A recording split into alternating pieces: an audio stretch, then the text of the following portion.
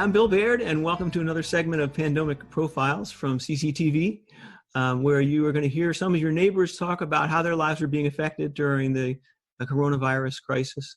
And you'll probably get some tips on how to live your life a little bit better as well. Today, we're going to be interviewing Kate Seeger and Dean Spencer, who have been living in the Cambridge area for over 40 years. They own a children's camp in Hancock, Vermont called Kill Elite Camp. And we are delighted to have them on the show. Kate and Dean, welcome. Hey, Bill. Thanks for having us. It's great to be here. So I'll start with the toughest question because it's a one-word question, or a one-word answer, I should say, which is in a single word, how would you describe how your life has changed during the pandemic? Odd. Odd. Okay. Occasionally challenging. I'll just put it right here.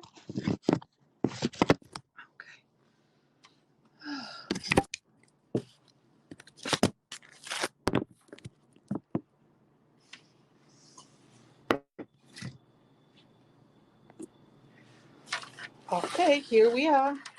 Welcome to Happiness in the City, and we are meeting in this way, but it's a great blessing from God that we can do that. And today, I'd like to focus on a topic that is very important to me, a topic that I don't know much about. And that is topic about the voice of the Lord. And it is very powerful grace from God that I can talk about it. Let me see if it's a little bit better. If I can talk about it publicly, because I have a lot of education and communications, like even Masters of Arts in Applied Linguistics, Philology, and Education. And throughout my entire education, I never got connection to learning about the voice of the Lord. I know about it from great American and English literature, from great Polish literature, generally reading the Bible, but I never focused on the topic itself, the voice of the Lord. And it is something that is an amazing opportunity for me to think about it, because it adds tremendous dimension to all the linguistic education I have.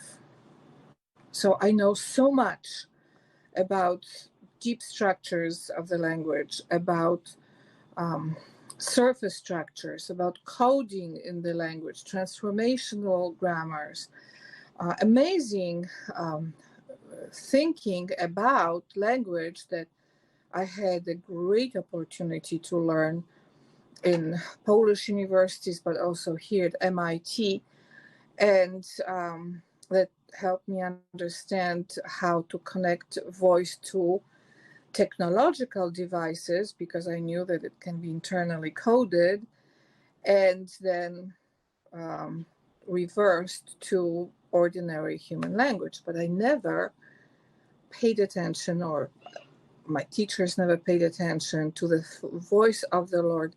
The churches I grew up with, they also didn't pay attention to it. So there has been this huge void in my life, and we need a miracle for the whole world about communications between people, because the current health scare is about the voice primarily. People have to wear masks, they cannot really talk to each other. The breathing that is essential for the voice is affected. There's just all this scare in the world around how voice connects to people, voices from individual people to voices from other people. So as soon as I realized that I don't really know much about the voice of the Lord, I've been asking God for teaching about it, for learning. So when I talk to you about this today is a form of search for truth. I don't know much about it. I know God's voice in me, and I know the voice of my blood in me, and I know all kinds of voices around me. But what I don't know is the nature of the voice of the Lord. So not only I can hear the voice of the Lord, I communicate with God, but I never paid attention to the nature, to the meaning of the voice of the Lord as I have paid attention to studying human languages. That's the difference. So I already have connection to the voice of the Lord, but I never really understood how to ask questions about the nature of the voice, because I know that knowledge is key to healing the whole world miraculously from the current virus. I just feel that in me, because if the human voice is affected negatively by the virus, the voice of the Lord can bring in healing to this.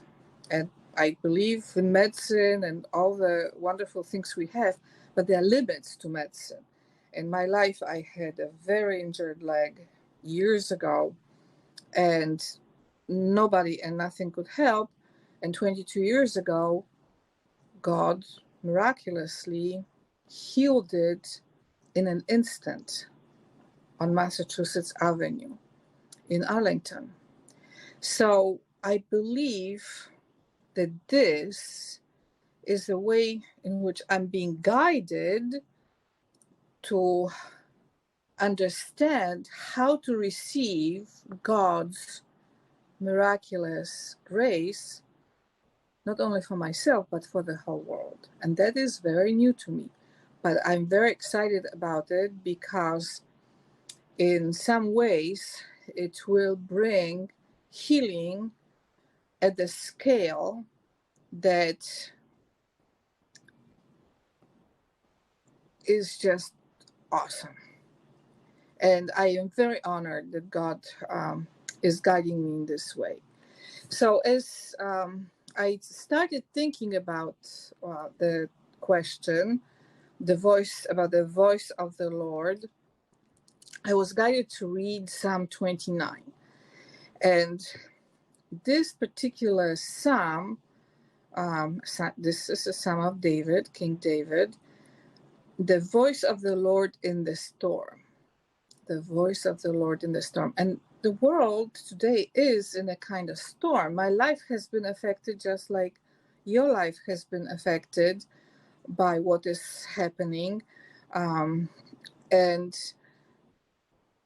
we should have that knowledge how to connect to the higher power that created us, who understands how to heal us. And the Psalm of King David begins, "Ascribe to the Lord, O sons of the mighty.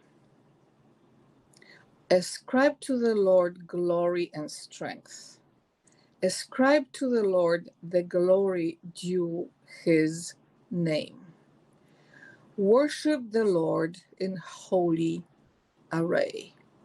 So before King David even talks about the voice of the Lord, he immediately talks about praising God, not complaining that there is some sickness happening in the world, but connecting to the language in us that would ascribe to the Lord glory and strength, that would recognize his name, and that opens the door to receiving knowledge about how the voice of the Lord can connect with us. It is also interesting that in this particular passage, God calls to be dressed in sacred clothing.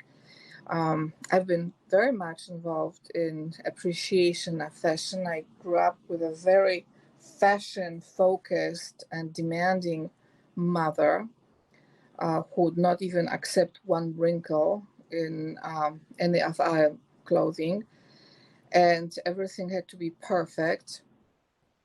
And I always wondered where her demand for this perfection in fashion is, and then I realized that traditionally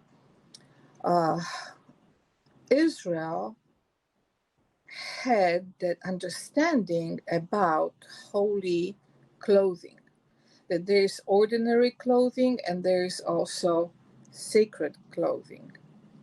And this is something that somehow got lost in our understanding of fashions.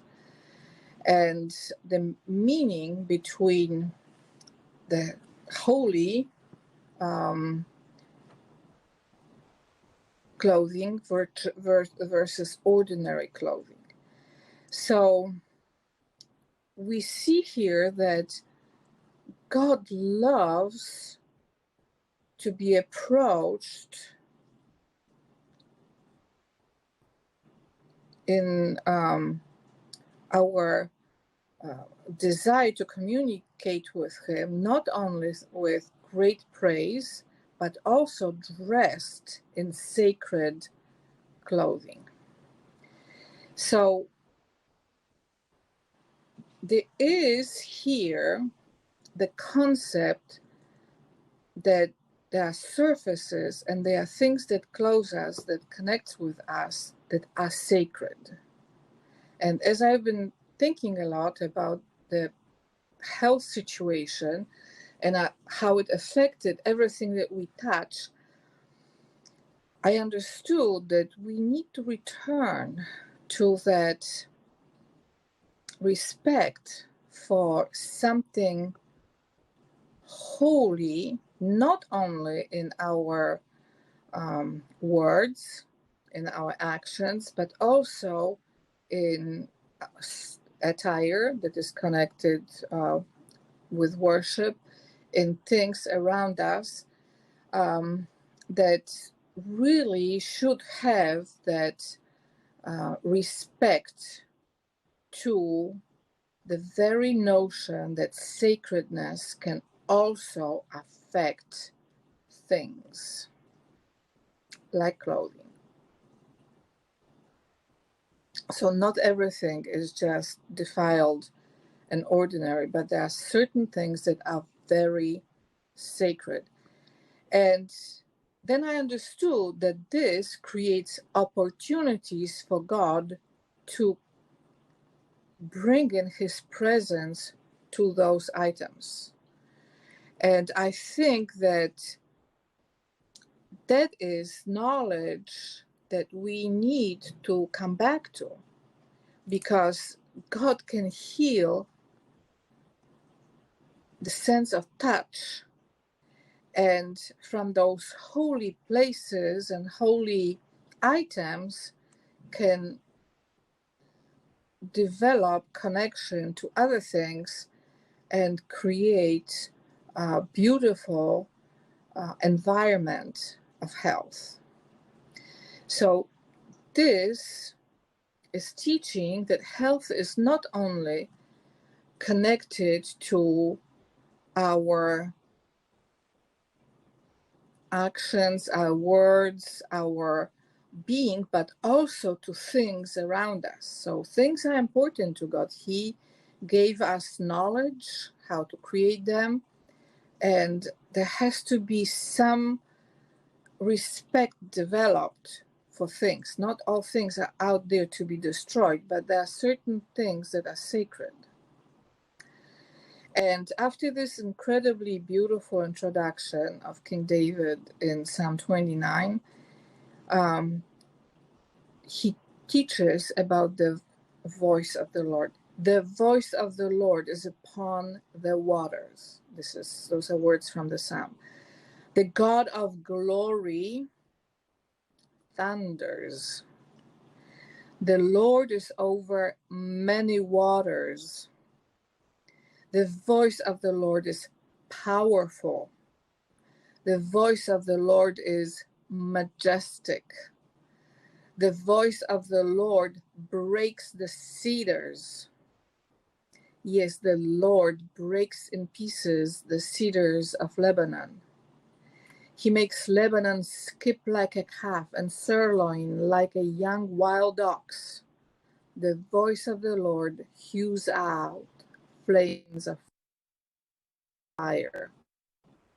The voice of the Lord shakes the wilderness. Isn't it amazing? So the voice of the Lord has power in it that thunders, glory that is beyond anything we could create ourselves. He's present over many things at the same time. He is majestic. He is so powerful that he can break the cedars. He is so powerful that he can hew out from the wilderness. So the voice of the Lord is so powerful. Shouldn't we learn to know about it? The further words of the Psalm: the Lord shakes the wilderness of Kadesh. The voice of the Lord makes the deer to calf and strips the forests bare. And in his temple, everything says glory. The Lord sat as king at the flood. Yes, the Lord sits as king forever. The Lord will give strength to his people. The Lord will bless his people with peace. And I think that the final words of this Psalm 29, the Lord that strengthens the nature of the voice of God as voice of the king. And the king has people to rule, to bless, to give strength to. And I think that one of the things today is that we realized how weak we are in the governments, in legal systems, in all kinds of words and documents of justice. There is no strength of giving strength to the people, blessing the people. There's a lot of focus now on punishing, on restraining, on eliminating people, putting them into confinement. But that is not the way God's authority works. The Lord sat as king at the flood. Yes, the Lord sits as king forever. So God can create punishment, but he also can give strength to his people. He can bless his people with peace. So what we need to understand that in this weakness we have, especially today in America, I pray a lot for America, that we have the weakness of lack of strength, of virtue and blessing from God. There are virtues that can come from other sources, but I mean virtue of strength and virtue of peace that would come from God as King, God who sits on his throne and has voice, as we see here. His voice is not just like in a human language, but those words that are part of divine communication are so much more sophisticated. They have so many dimensions, like thundering, like breaking things, creating flames of fire, giving strength. All of those things are words of God, but those words come from the voice of God, voice that is so much higher than anything we can comprehend on our own without understanding the nature of the voice of God and how it is different from our voices. I don't know how you deal with weakness, but I've learned that it is wonderful to ask people for help, to have all kinds of communication networks to get help. But there are certain limits to what can be created as help for us from other human beings.